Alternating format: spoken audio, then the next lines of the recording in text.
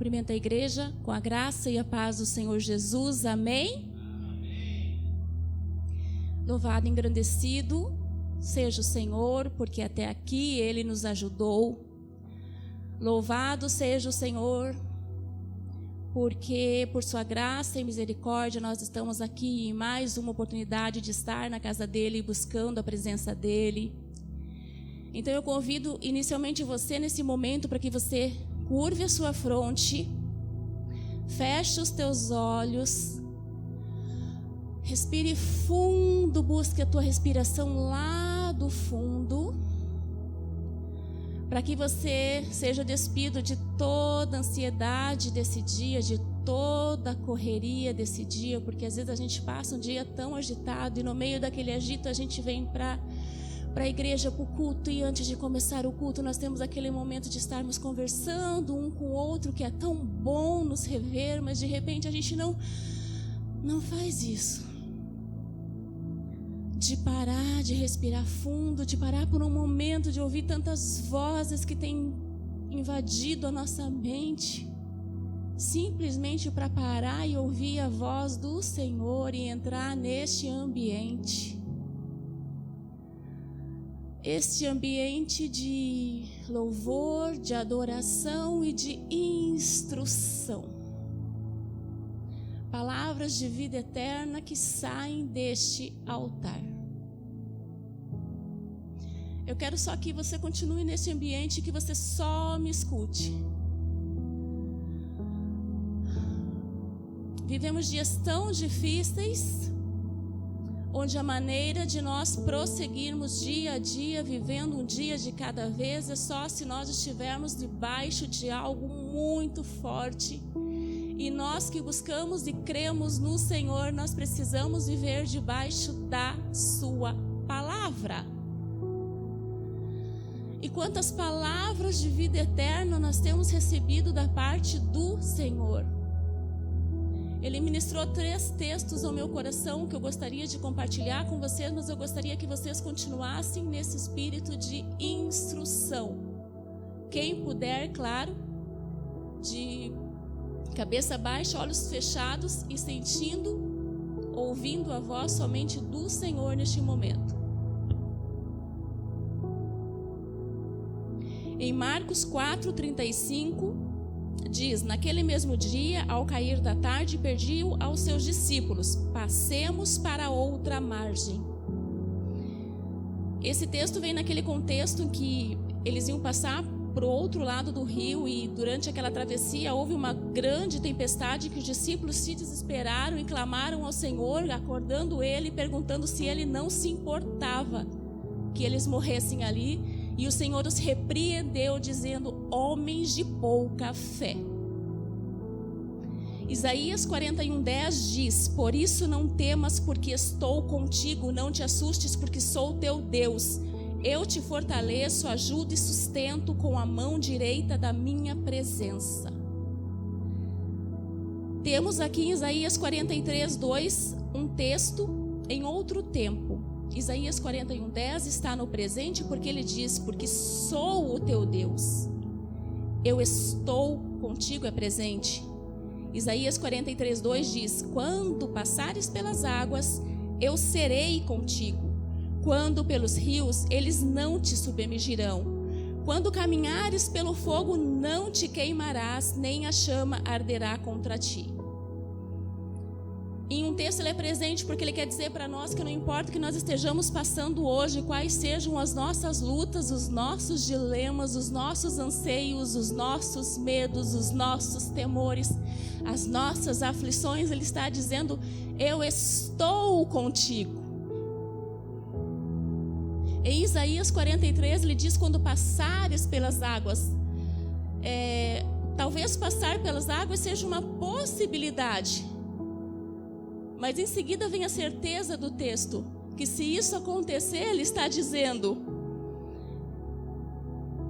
eu estarei contigo, eu serei contigo. Quando pelos rios, é uma possibilidade ter que passar pelos rios e pelo fogo, mas ele está dizendo a certeza que vem em seguida: elas não te submergirão, o fogo não arderá contra ti. Isso quer dizer o quê? que independente das circunstâncias, independente do que nós estejamos vivendo hoje, ou que nós vamos viver amanhã, a gente não sabe. O que a gente sabe é que num segundo a nossa vida vira de cabeça para baixo. Como a Maísa compartilhou no domingo passado, um belo dia você acorda com todos os teus planos na cabeça, tudo esquematizado que você vai fazer, e algo acontece que muda tudo. Aquele trabalho que você não pode faltar, naquele dia você vai faltar. Aquela noite que você não poderia deixar de dormir, porque outro dia você tem um dia agitado, você vai largar tudo para ir ver lá alguém. Então aquilo que nós sabemos é que nós não temos controle sobre as coisas. Só que nós vivemos tempos tão ruins há um tempo atrás, e existem perspectivas de que dias não tão melhores virão. E a palavra nos alertou que seria desta maneira, e o Senhor tem revelado ao pastor coisas que estão por vir. E nós precisamos estar fortalecidos no Senhor. Nós precisamos estar fortalecidos no Senhor, segurar firme nas mãos dele, orar, clamar: Espírito Santo, segura firme nas minhas mãos e me ajuda a viver um dia de cada vez. Um dia de cada vez, um dia de cada vez, é o que o Senhor tem dito todos os dias diante das aflições que nós temos enfrentado. Então que você possa nesse momento orar ao Senhor, entregar diante dele. Antes quando eu ia fazer a abertura, eu dizia assim, que deixássemos os nossos problemas da porta para fora. E um dia eu ouvi alguém ministrar: não, como você vai deixar os teus problemas da porta para fora? Se você veio na casa de quem tem a solução, então você vai entregar os teus problemas diante do altar, diante do Deus Pai, do Deus Filho, do Deus Espírito Santo que está aqui nesse momento. Aquele que não tem os seus ouvidos agravados, que não possa nos ouvir, nem as suas mãos ressequidas, que não possam estender e atender a sua oração. Deus Pai, Yahweh, Deus Filho, Yeshua HaMashiach, Deus Espírito Santo, Ruach, Kadosh. Nos colocamos diante da Tua doce presença, Senhor. Nos colocamos como igreja, Paizinho. Nos colocamos diante da Tua presença. Te invocamos, Pai, para que permaneça conosco em todo o tempo. Aqui o Senhor tem toda a liberdade. Aqui o Senhor é a razão maior de estarmos neste local, Pai. Independente se estejamos em uma pessoa, se estejamos em 50, o Senhor vai ser sempre a maior razão de nós estarmos vindo para este local. Toma o seu lugar de honra, Senhor. Espírito Santo, passeia em nosso meio, tocando cada um, Pai, naquilo, Pai, que mais dói, Pai, naquilo que cada um tem te pedido, Pai, em secreto, coisas, Pai, que nós só temos aberto para o Senhor, Pai. Vai tocando, Senhor, em cada vida aqui presente, Pai. Vai abrindo os ouvidos, Pai, para que estejamos atentos à Tua palavra, à Tua instrução que sai do altar, Senhor. Abre o nosso coração, quebra o nosso coração de pedra, Senhor. Coloca em nós um coração puro, disposto a Te ouvir, disposto a Te servir, disposto a Te obedecer, Senhor. Longe de nós, Pai, que nós sejamos, Pai, apenas ouvintes das Tuas palavras, Pai. Nós precisamos ser praticantes da Tua palavra, porque a Tua palavra traz vida eterna, Senhor. Permanece conosco em todo o tempo, Pai. Seja bem-vindo, desce com Teu poder, com a Tua glória neste lugar, Senhor. Manifesta a Tua presença durante o Teu louvor, que nós possamos Te louvar e Te adorar, invocar a Tua presença, Pai. O Senhor habita em meio aos louvores, Pai, então que o Senhor possa se manifestar, Pai, diante do louvor, Senhor. Usa a vida do ministrante desta noite, Senhor, com poder, com ousadia, Senhor. Que venha, Pai, palavra do céu, Pai, para as nossas vidas, Pai. Que venham cada vez mais, Pai, que nós sejamos cada vez mais instruídos, ensinados e praticantes da Tua palavra. Nós Te louvamos e nós Te glorificamos em todo o tempo, porque nós entendemos que o Senhor é o único digno de toda a honra, de toda a glória e de todo o louvor, Senhor. Em nome de Jesus. Amém. Dêem graças ao Senhor, porque Ele é bom, o seu amor e a sua misericórdia duram. Ainda bem, hein?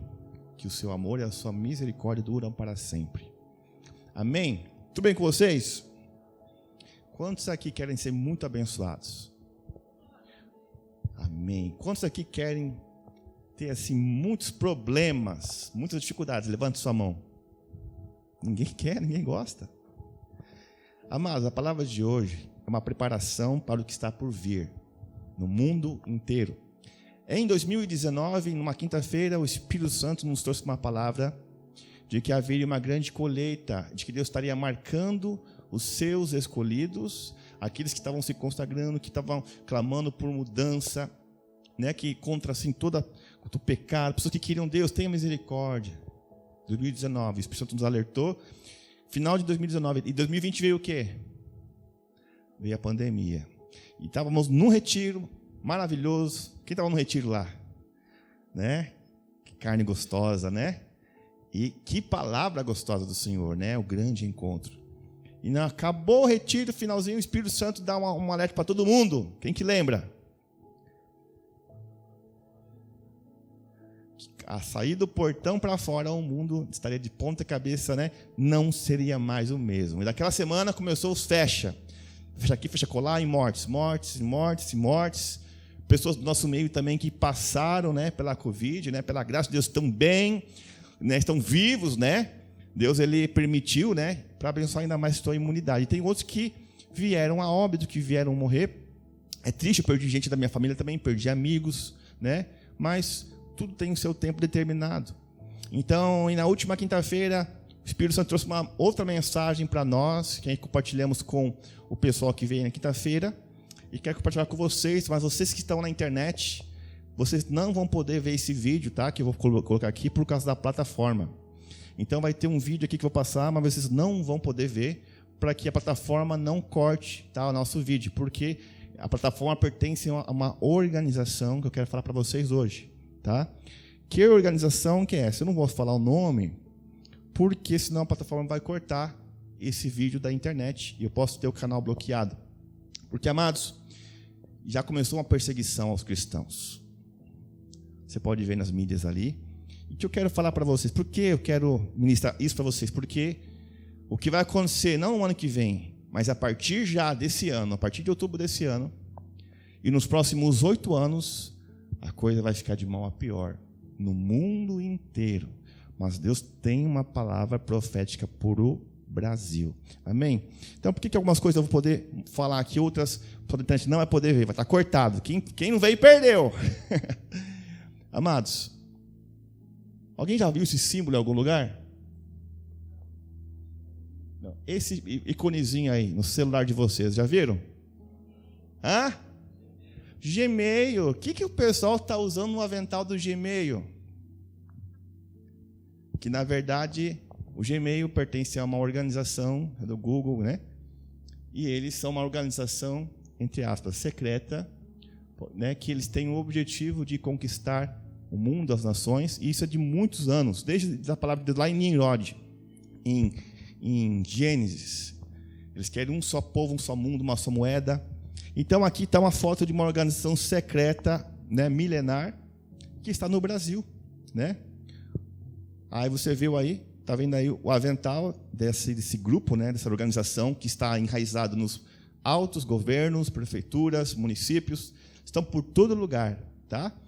Só que aí aconteceu, o pessoal hoje deu uma bugada lá e viu, porque isso aqui invertido é o número 3, tá? É o 3, então fica o número 33, que é o número do mais alto nível, né, de grau, tá?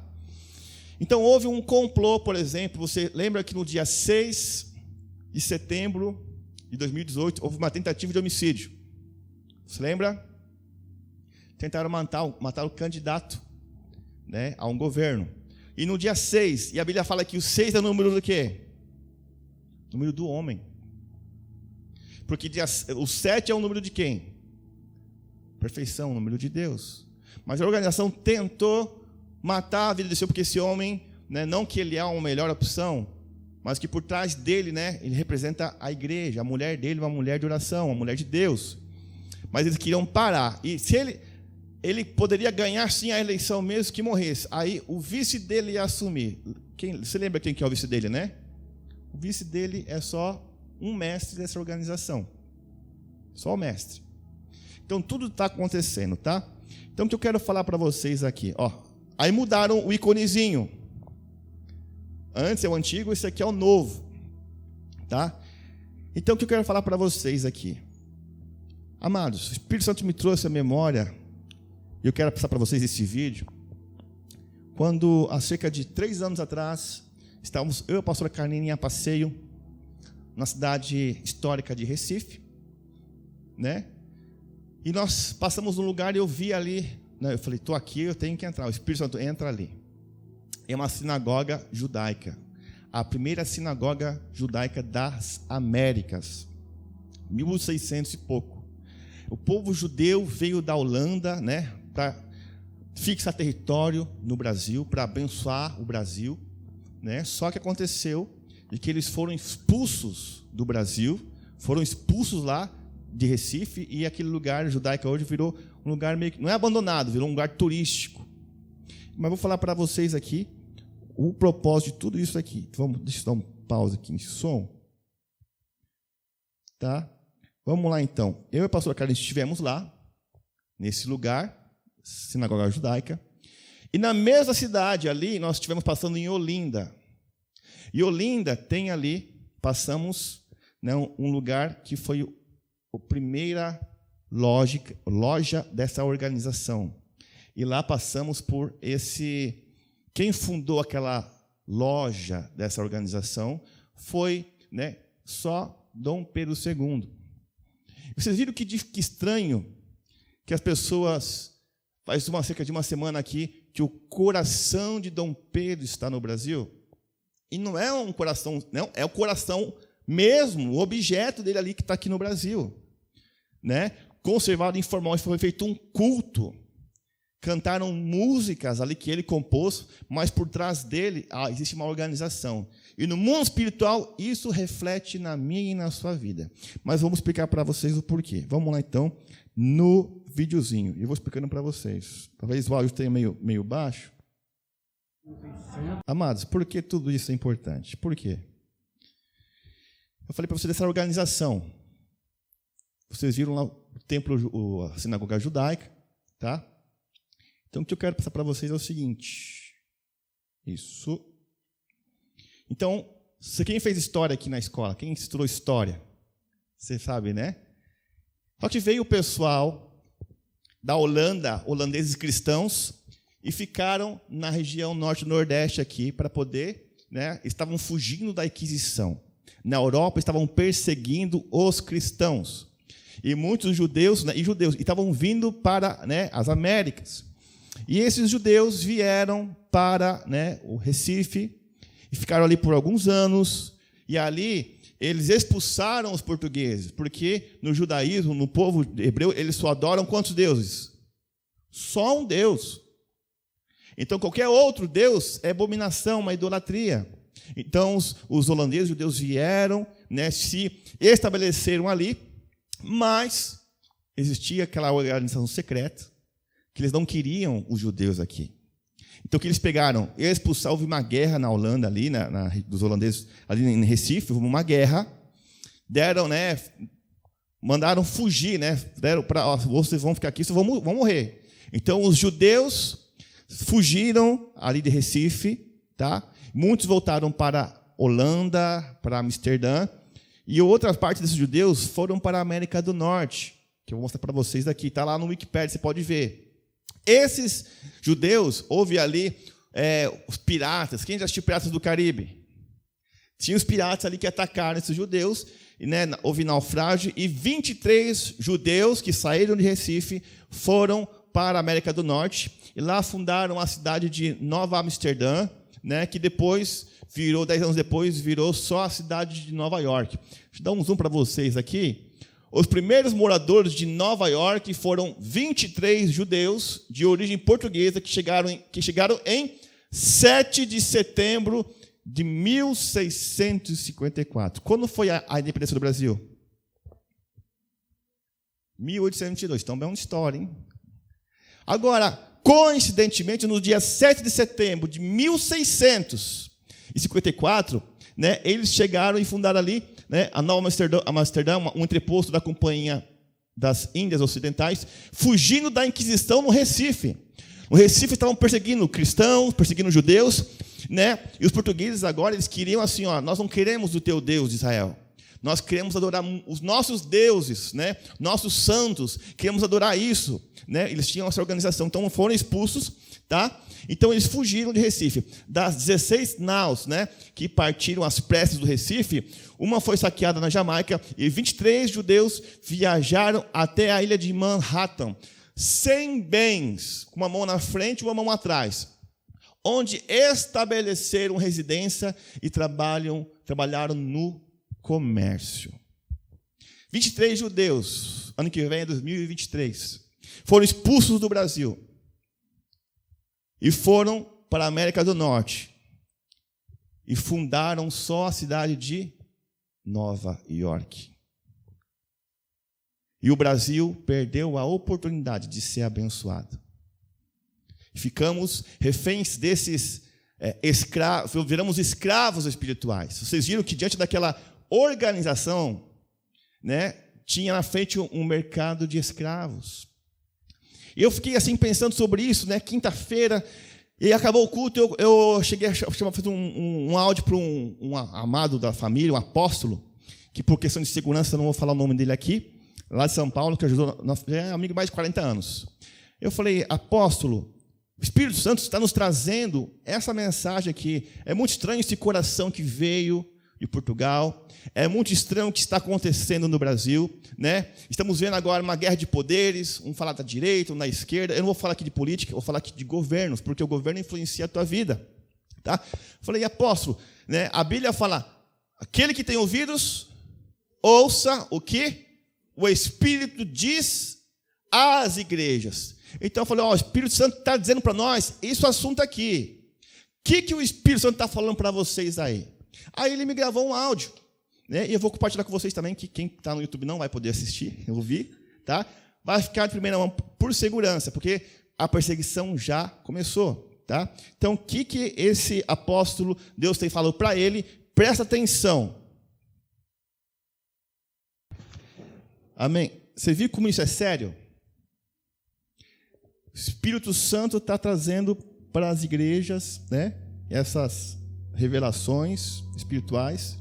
Nós deixamos de ser o país mais abençoado do mundo porque nós rejeitamos o povo judeu. E a Bíblia fala, feliz a nação cujo Deus é o Senhor.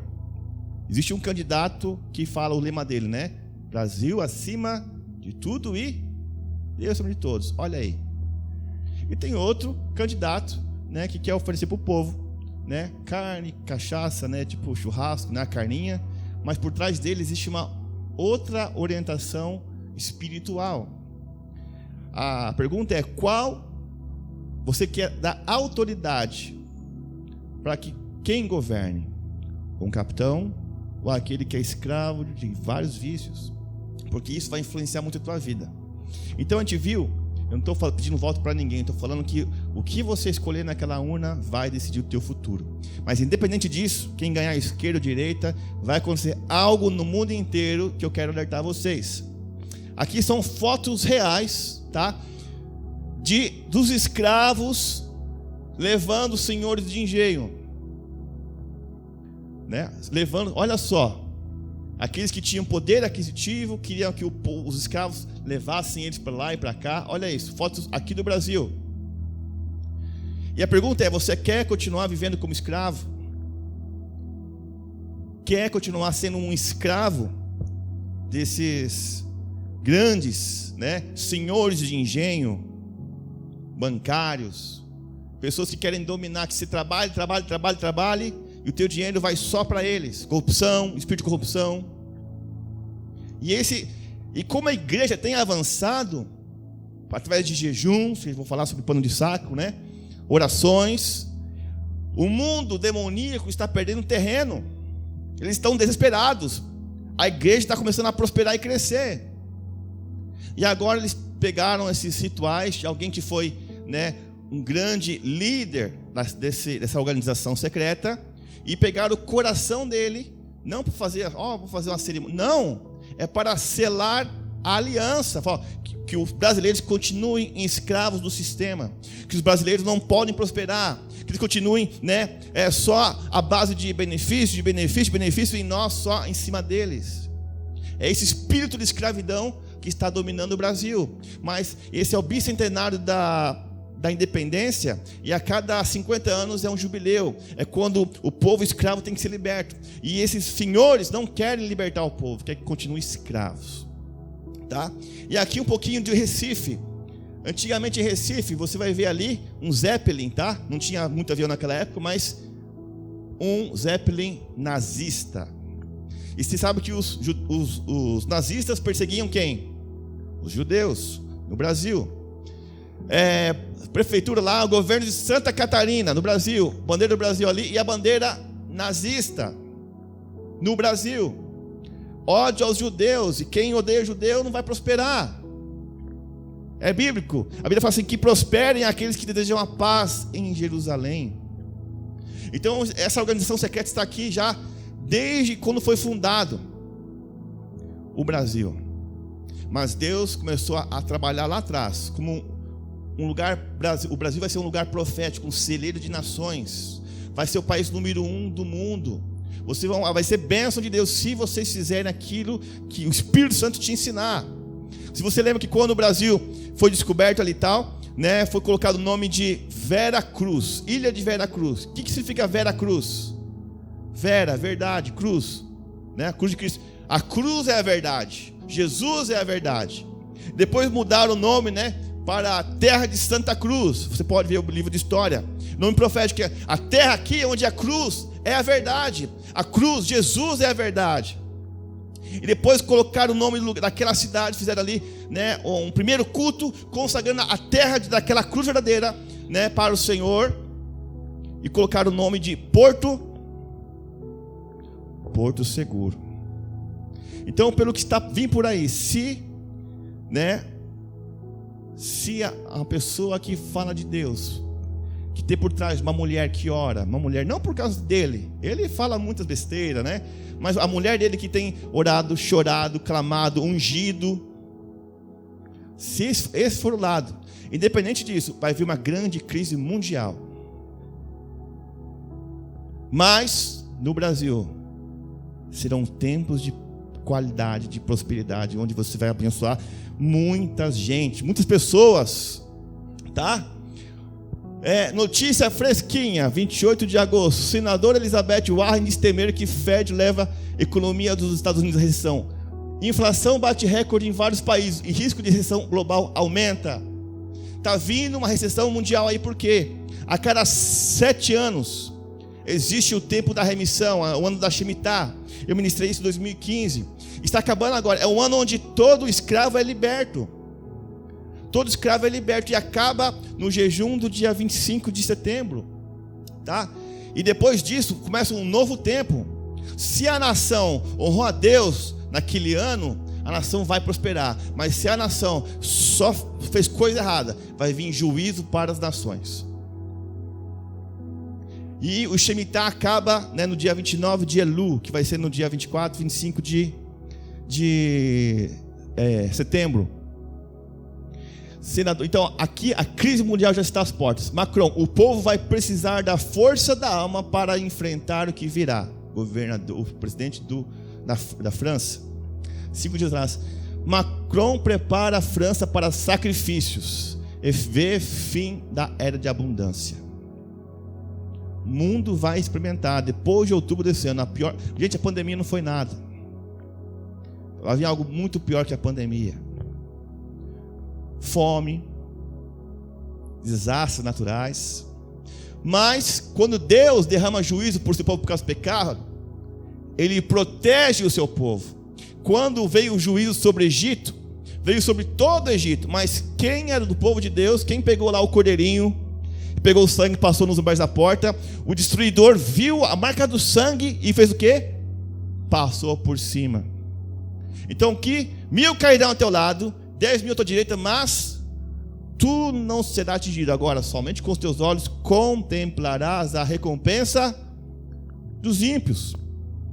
Aqui está nosso modelo, tá? Pano de saco, que eu vou falar sobre isso hoje, tá? Nosso modelo aqui, o Edemar. Mas por que vamos jejuar e sendo de pano de saco. Primeiro que o Espírito Santo já tem falado isso para várias igrejas. Várias igrejas do Brasil já estão jejuando já, né, de pano de saco. Por quê? Porque não querem continuar escravos desse sistema, onde você trabalha, paga conta, e vai corrupção, dinheiro vai embora. Então, amados, eles estão com raiva do povo de Deus. Vamos abrir Salmos capítulo 2, que a palavra já falava sobre isso, que essa organização, eles odeiam o povo de Deus. Salmos capítulo 2.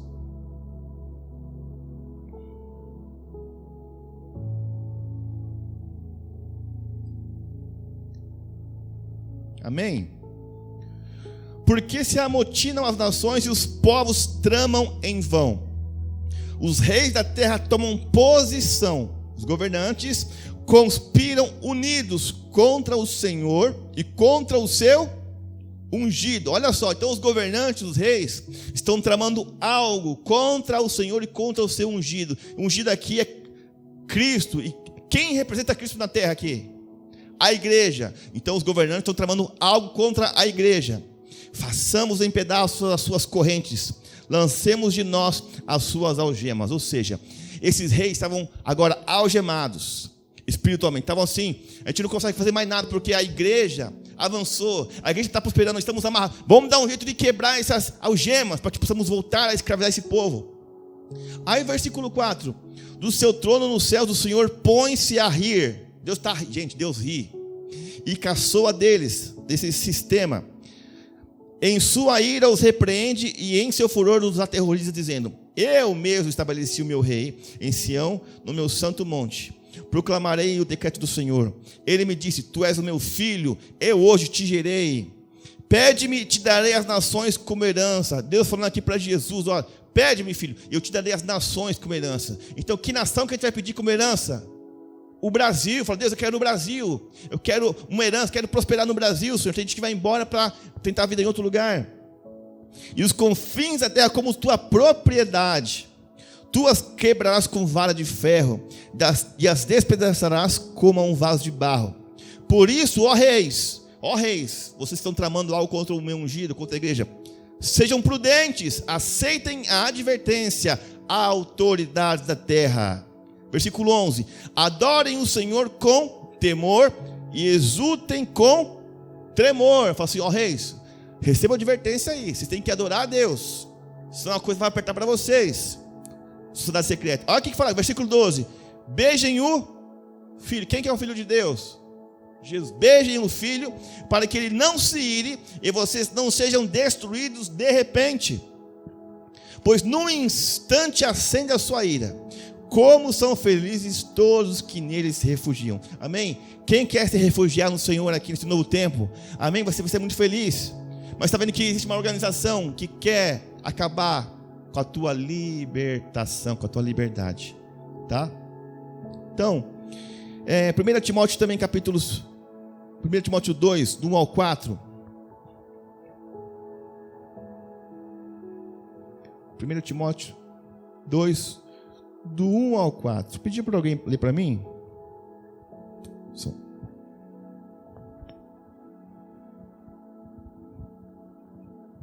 2, 1 ao 4.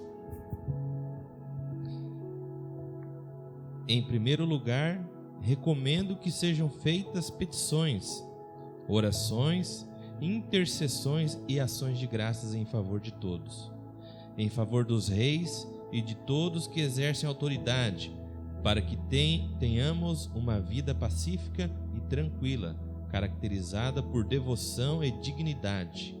Isso é bom e agrada a Deus, nosso Salvador, cujo desejo é que todos sejam salvos e conheçam a verdade. Amém? Quem é que quer ter uma vida mais tranquila e pacífica? Você quer ter? O que fala aqui então? Recomendo que se façam súplicas, orações, intercessões e ação de graça por todos os homens, pelos reis e por todos que exercem a autoridade, para que tenhamos uma vida tranquila e pacífica. Por que isso é importante, amados? Porque o Brasil é um reflexo de como está a igreja. E a igreja está sendo purificada, sendo limpa, consagrada. Isso está refletindo aonde? Nas finanças, né? O PIB brasileiro. Existe uma Jovem Pan News, né? Jovem Pan, eles pegaram toda a matéria de uma determinada fonte, né? Lixo. E falaram assim, o Brasil despiorou. Ou agora tem a deflação, mas o Brasil agora não sei o que lá, mas nunca tem nada bom. Eles não aceitam por causa dessa organização secreta. Eles não estão dando o braço a torcer, tá? E daqui a um mês estaremos iniciando o Rosh Hashanah, que é aquele jejum especial. Domingo que vem, pessoas vão testemunhar aqui o que Deus fez no último jejum, como tem sido abençoado, prosperado pela misericórdia do Senhor, tá?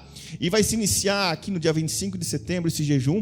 Vou explicar para vocês como jejuar até lá. Hoje é mais sobre o propósito de pano de saco, senão vocês vão esquecer. Se chega lá, pastor, como é que jejua mesmo? Fica tranquilo, vou falar no terceiro domingo de setembro, tá?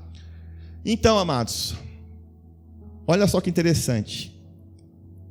O próximo ano novo judeu vai ser no pôr do sol do dia 24 para o dia 25 de setembro. Vai ser o ano 5.783. É um calendário diferente. Quando Deus falou para mim que eu ia casar com a pastora Karine, Deus falou para mim em hebraico. E eu não entendia nada. Deus falou assim, Rodrigo, você vai noivar em Kisleu? Eu falei, o que é Kisleu? Deus, ele fala a linguagem dele, porque ele criou, né? E eu já ministrei sobre isso também, está no canal da internet, né? Sair da Babilônia, que o nosso sistema está todo corrompido. Dias consagrados para entidades, né? Por exemplo, eu falei já, lunes, espanhol, dia da lua, martes, dia de Marte, né? Miércoles, Mercúrio, ou seja, né? até em inglês, Sunday, dia do sol, né? Monday, dia da lua. E Deus quer que nós possamos sair da Babilônia, sair desse sistema e viver esse sistema único de Deus. Então, vai vir o ano 5.783. O que quer dizer isso, pastor? Primeiro, o número 5, procurando na Bíblia, tem a ver com oportunidade de mudança para melhor. Onde isso? Eu quero adiantar aqui, não preciso abrir.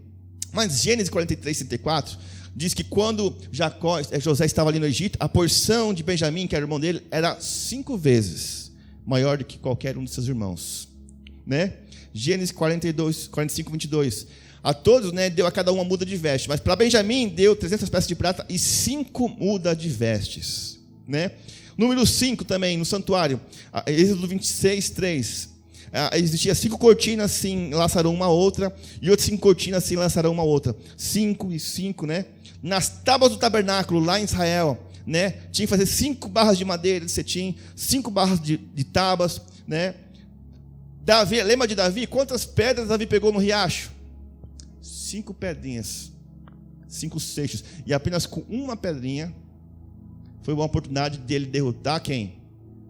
O gigante, ter ali as suas recompensas, ser, né, muito bem recompensado. Tinha 5 oportunidades e uma bastou. Eliseu, né, também lançou uma palavra profética. Tinha um rei que queria, ele falou assim, o rei precisa de uma orientação, profeta, uma orientação. Né, ele falou assim, o profeta falou assim, então pega o arco e flecha e atira na janela, pela janela lá, atira várias vezes. Aí o cara atirou umas 3 vezes só.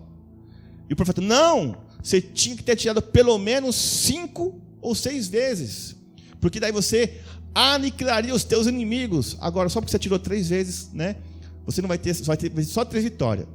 Então o 5 tem a ver com essa oportunidade, né? Sacrifícios de comunhão também. O sacrifício que era feito no passado para Deus, lá em Israel, eram 5 sacrifícios de comunhão. 5 bois, 5 carneiros, 5 machos, né? Tudo 5. Multiplicação dos pães. Eram quantos pães que tinha na mão de Jesus? 5 pães. Oportunidade de multiplicação. Jesus dá a parábola da igreja dos últimos dias. A parábola das 10 virgens, que tinham 5 prudentes e 5 loucas, né? Insensatas, né? Então o número 5 representa isso, né? Uma oportunidade de mudança para melhor. Depois havia o número 7. Vocês já viram, né?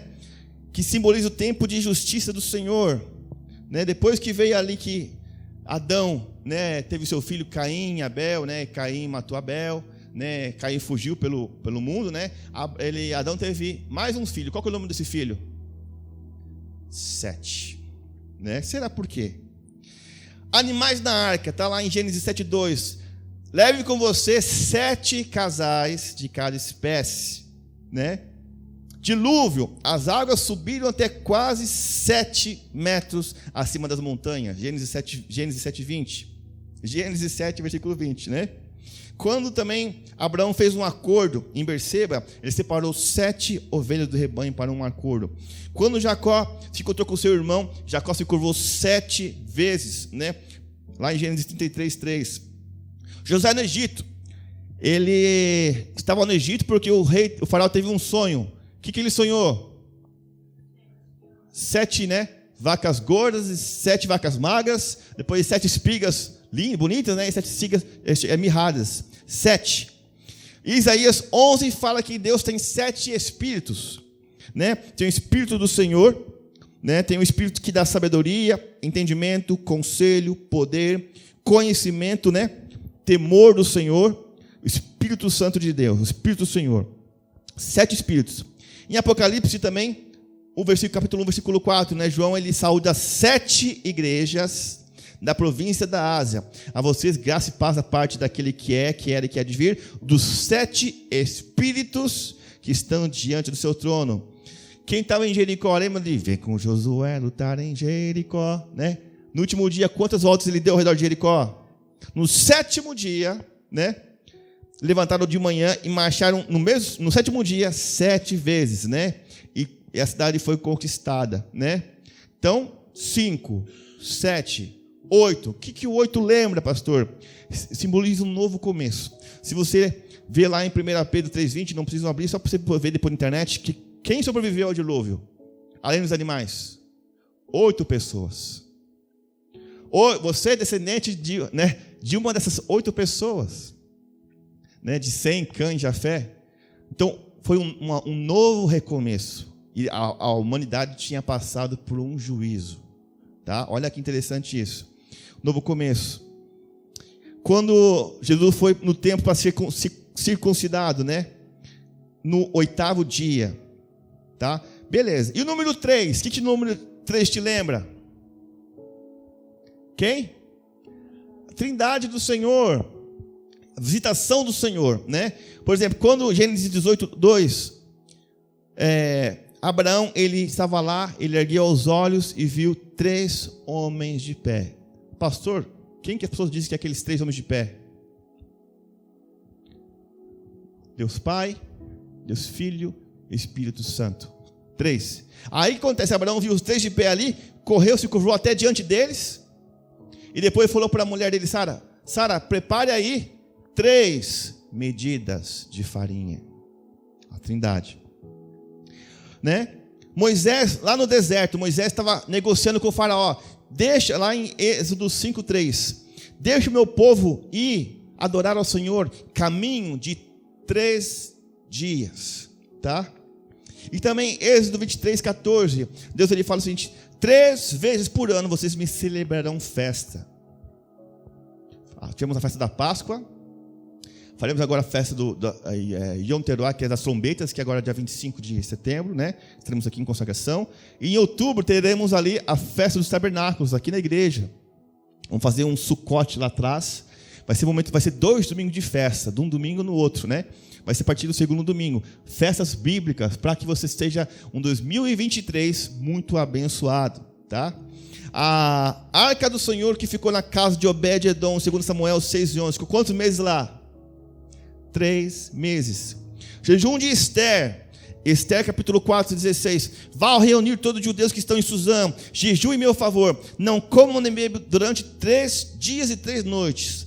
Eu e minhas criadas jejuaremos como vocês. Depois disso, irei ao rei, ainda que eu seja contra a lei. Se eu tiver que morrer, eu morrerei. Eu vou falar sobre isso já. Jonas ficou quanto tempo lá no grande peixe? 3 dias, 3 noites. E Jesus fala sobre a Trindade. Mateus 18:19.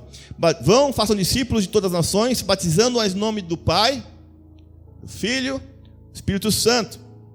Né? E 1 João ele fala sobre o testemunho. 1 João 5:7-8. Há 3 que dão testemunho: o Espírito, a água e o sangue. E os 3 são unânimes, tá?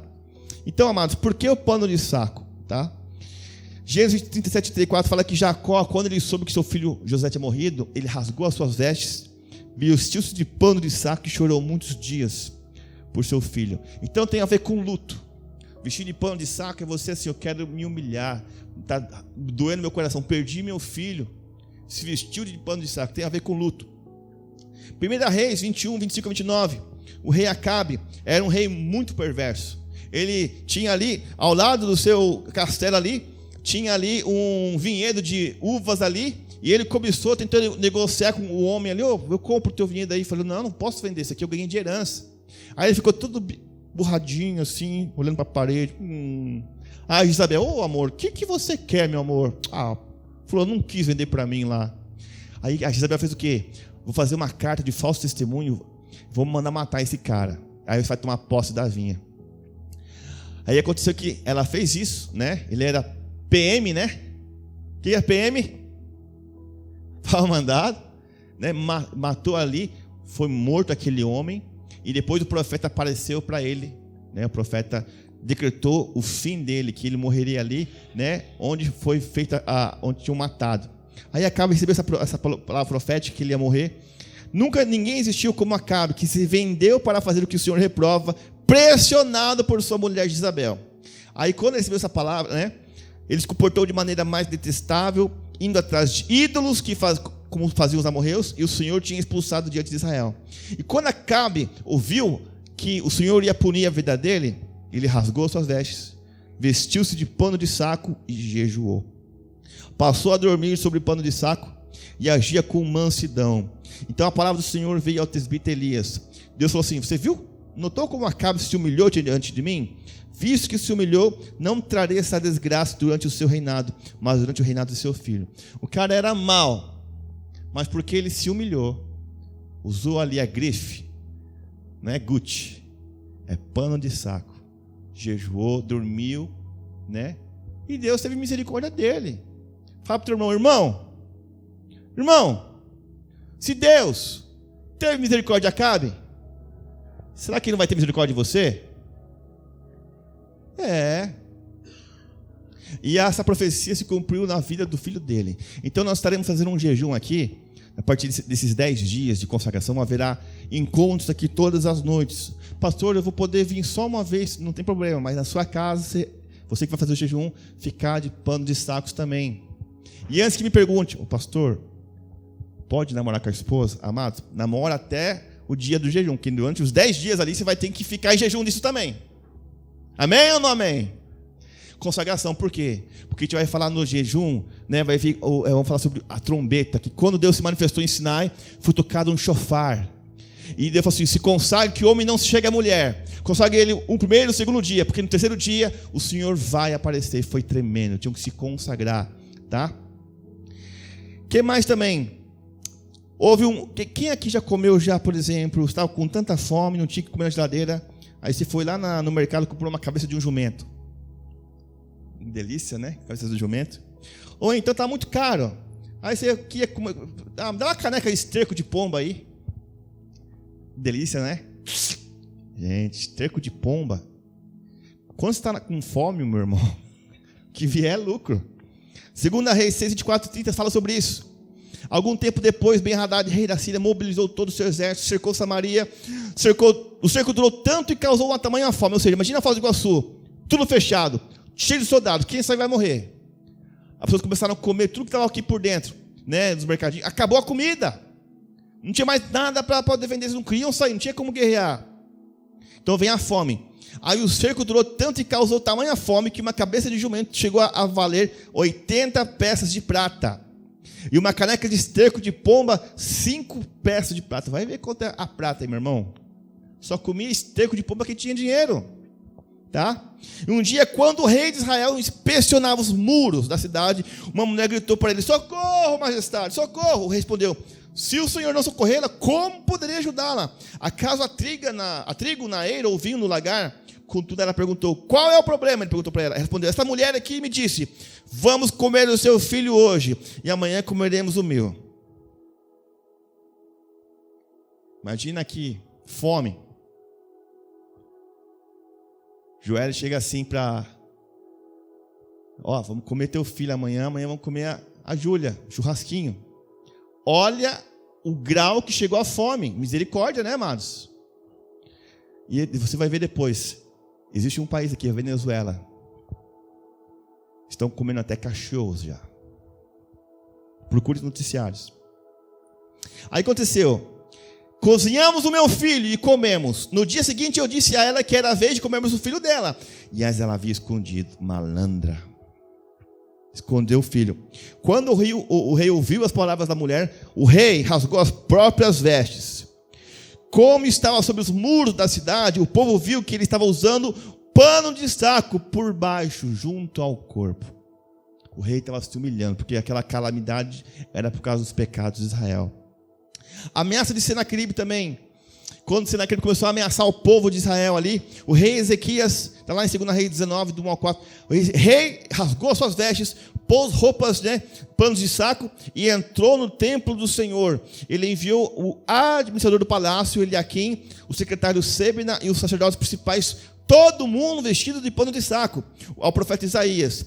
Disseram assim diz Ezequias: hoje é dia de angústia, de repreensão e de humilhação. Estamos com uma mulher que está para dar à luz a filhos, mas não tem força para fazer nascer. Talvez o Senhor, o seu Deus, ouça todas as palavras do comandante de campo, a quem o Senhor dele, o rei da Síria, enviou para zombar o Deus vivo, e que o Senhor, seu Deus, repreenda pelas palavras. Portanto, suplique a Deus pelo remanescente que ainda sobrevive. Desesperados, houve uma ameaça: vamos atacar aí. Não há Deus, que Deus é esse? Vocês vão perder. E o rei Ezequias, os sacerdotes, todo mundo foi vestido de pano de saco, pedindo misericórdia: a gente vai morrer. Olha o que eles falaram contra o Deus de Israel. Aí, o que Deus fez, amados? Primeiro eles jejuaram, pano de saco. O que Deus fez? Mandou quantos? Mandou só um anjo, um anjinho. E esse anjo matou quantas pessoas? 185 mil. Eu imagino tipo um anjo Jedi, aquela espada de fogo. 185 mil pessoas, inimigos. Deus só enviou um anjo, mas eles tiveram que fazer o quê? Pano de saco, se humilhar, né? Mardoqueu, a história de Esther. Amã, o espírito de Amã que está agora sobre o Brasil, que quer ver o fim do povo de Deus, né? Declarou: vamos acabar com todos os judeus do reino, um dia tal e data tal. Mardoqueu ficou em pânico. Ele começou a se vestir, rasgou as vestes, vestiu-se de pano de saco e cinza, saiu para a cidade chorando amargamente, foi até a porta do Palácio Real. Não entrou porque ninguém vestido de pano de saco tinha permissão de entrar. Em cada cidade, cada província, que houve essa palavra do rei, houve um pranto entre os judeus, com jejum, choro, lamento, e muitos deitavam-se em pano de saco e em cinza. Foi feito assim um dia. Imagina o dia 19 de novembro. Quem é cristão no Brasil vai ter que ser morto. Matem os cristãos. 19 de novembro, o povo ficou desesperado. O que vão fazer? Começaram a jejuar, pano de saco, se humilharam. E a lei não podia ser revogada, não podia ser desfeita. Mas depois, com o jejum, o que aconteceu? Chegou o dia. Eles tinham, sabe o que direito? O direito de se defender. Eles se defenderam e foi grande a matança. E eles mataram todos os seus inimigos. E até hoje, em Israel, é comemorada a festa de Purim. É o dia da sorte. É o dia onde foi tirada a sorte. Que dia que eles seriam mortos. E a Amã, que tinha feito uma forca para matar Mardoqueu, quem acabou naquela forca? O próprio Amã. Entende? O princípio de você se humilhar. Daniel capítulo 9, versículo 2 e 3. No primeiro ano do seu reinado, governo, eu compreendi pelas escrituras, conforme a palavra do Senhor, dada ao profeta Jeremias, que a desolação de Jerusalém iria durar 70 anos. Por isso eu me voltei para o Senhor Deus com orações, súplicas, em jejum, em pano de saco e coberto de cinza. Daniel estava sofrendo ali uma consequência do governo, estava exilado. Sabia que ia durar 70 anos, porque a terra tinha que descansar de todos os seus shabat, dos seus sábados. Ele falou: Deus, tem misericórdia de mim, eu quero sair desse exílio e tudo mais. E depois disso, Deus começou a trazer revelações para ele, sabe do quê? Sobre governo. Amados, o que está acontecendo hoje na tua vida tem a ver com as suas escolhas governamentais. Existem principados e demônios que trabalham nas regiões espirituais para influenciar o teu dia a dia. Nós vimos ali nesse livro de Daniel ainda, quando Daniel estava orando, jejuando, e veio 21 dias atrasado, né, o anjo, né? Falou assim, cara, me perdoa aí porque eu cheguei atrasado, porque no meio do caminho houve uma guerra. Eu briguei contra o príncipe da Pérsia. É um demônio que fica na região da Pérsia. E no Brasil tem um príncipe do Brasil também, tem demônios. E tem um príncipe do Paraguai, e tem um príncipe da Argentina. São demônios territoriais que querem que o povo de Deus sofra, que vire escravo, que não prospere.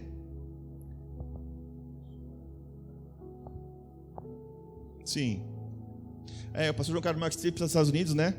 Teve um problema lá também no avião e tudo mais. Ele teve uma visão.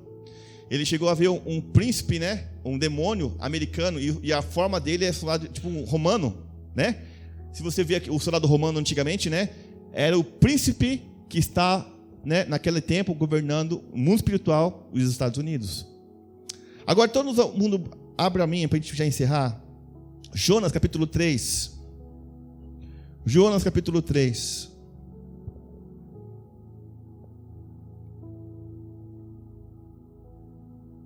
Versículo 1. Pude alguém ler para nós Gênesis 3, do 1 ao 10? Estou com um microfone, está com o microfone aí? Gênesis 3, do 1 ao 10. Presta bem atenção. Um povo que foi condenado à destruição por causa dos seus pecados e idolatria. Pode ler, pastor? Gênesis 3. Do 1 ao 10. Jonas. Jonas 3, 1 ao 10.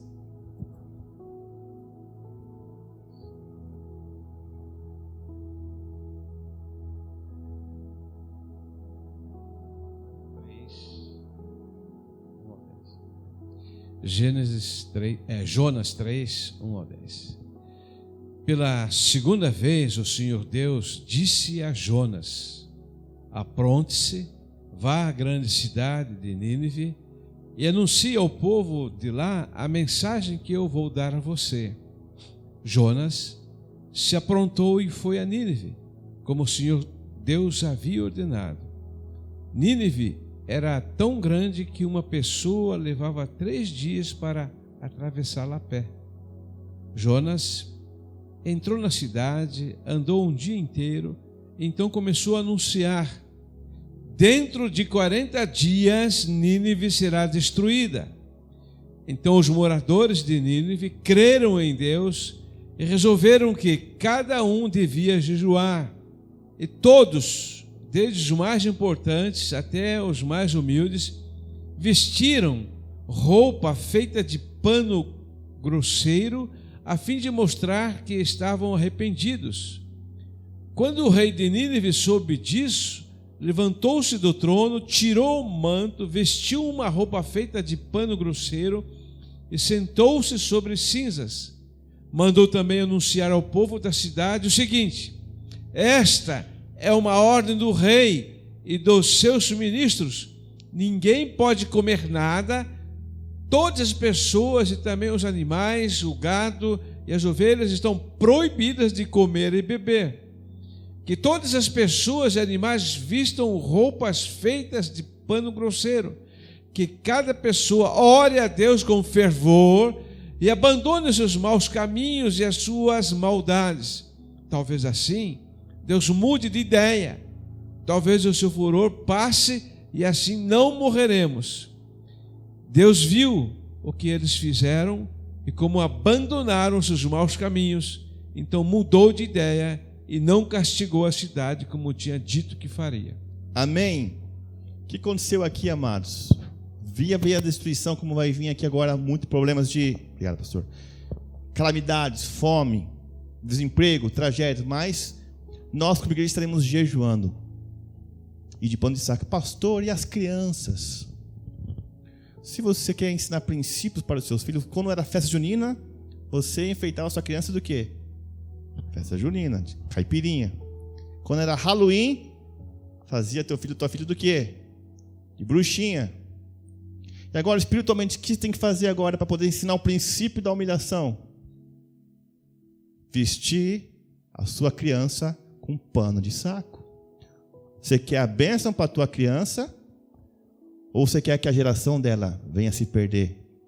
Ninguém quer maldição para os seus filhos. E aqui no tempo de Nínive, homens, mulheres, crianças e até os animais se humilharam. E havia a destruição. Eles estavam com tanto medo da justiça de Deus. Deus não mudou, gente. Deus não muda. Ele falou, eu sou Deus, eu não mudo. Quem que mudou? Os ninivitas. Deixaram seus pecados. Eles mudaram, eles voltaram, né, a buscar ali a misericórdia de Deus. E pastor, mas isso está no Novo Testamento. E no Antigo Testamento e no Novo não tem nada. Quem diz que não tem nada? Eu vou ler para vocês, para a gente encerrar. Mateus 11, 20 e 21 diz bem assim. Jesus começou a lançar com o rosto então começou ele a lançar em rosto as cidades onde se operou a maior parte dos seus prodígios, o não se haverem arrependido, dizendo, ai de ti, Corazim, ai de ti, Betsaída, porque se em Tiro e em Sidom fossem feitos prodígios que em vós se fizeram, há muito que teriam se arrependido com um pano de saco grosseiro e com cinza. Ou seja, Jesus fez tantos milagres, mas o povo não queria se arrepender, queria continuar no pecado. Jesus falou assim, ai de ti, Corazim, ai de ti, Betsaída, que se foi feitos milagres lá, em Tiro e Sidom, eles teriam se humilhado com pano de saco e jejum, e haveria um grande rigor. Ele falou, ai, e você, Cafarnaum, acha que vai subir aos céus? Será lançadas ao inferno, tá? E para a gente encerrar, Apocalipse 11, versículo 3. Apocalipse 11, versículo 3.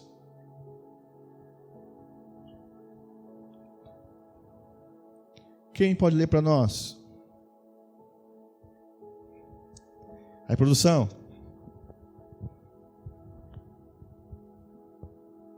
Darei autoridade a minhas duas testemunhas, e elas se vestirão de pano de saco, e profetizarão durante 1260 dias. Amém. Apocalipse, fim dos tempos.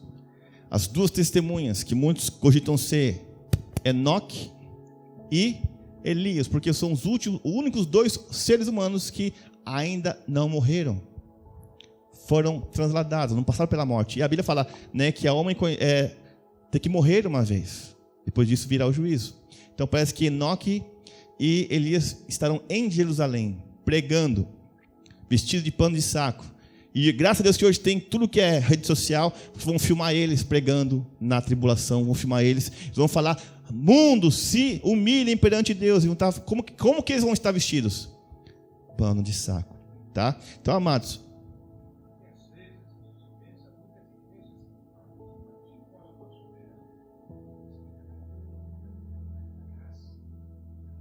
hipergraça é.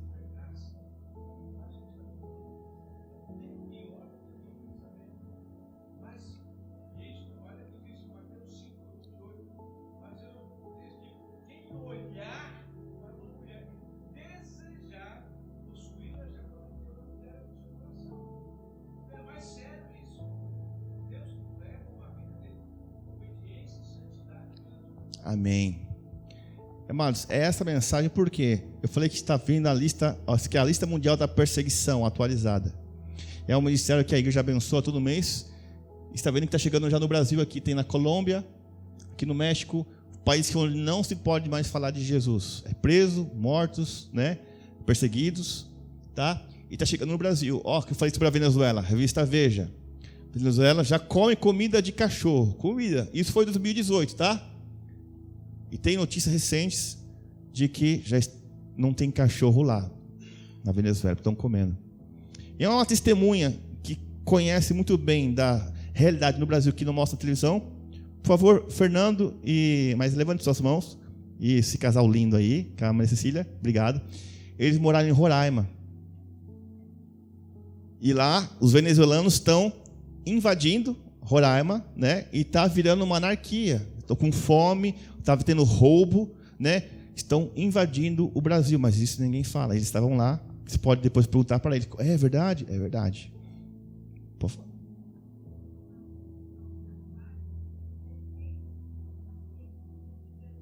Aham.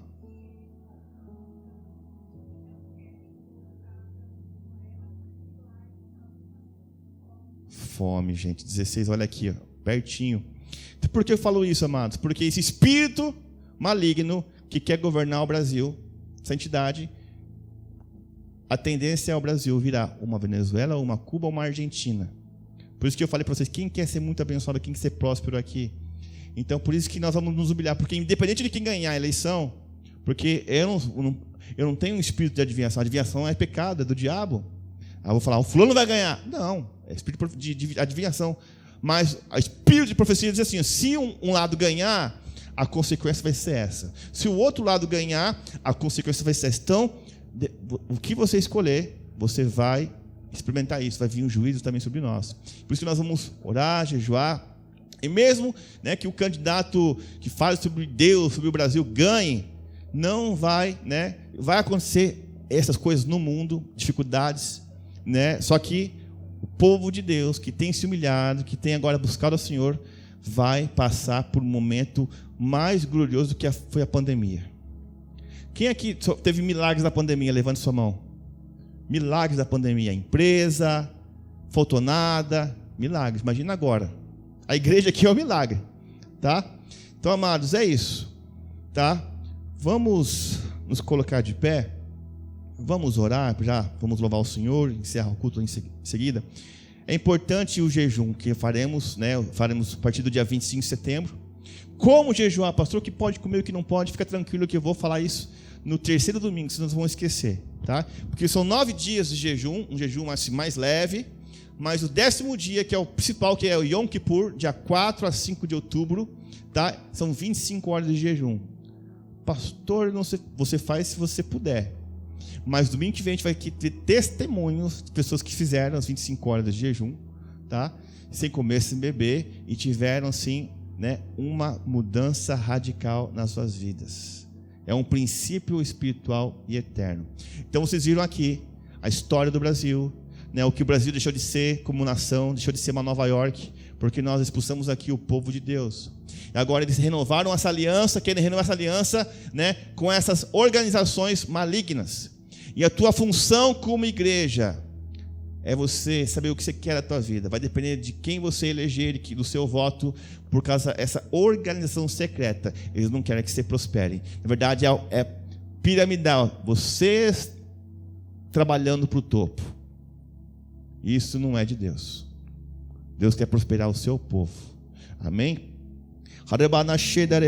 Espírito de Deus, queremos preparar aqui, Senhor, para esse tempo de jejum que virá, Pai, dentro de um mês, Pai. Pai, vai vir dificuldade no Brasil, vai vir dificuldade no mundo inteiro, recessão, fome, seca, crise, tempestades, tragédias, Senhor.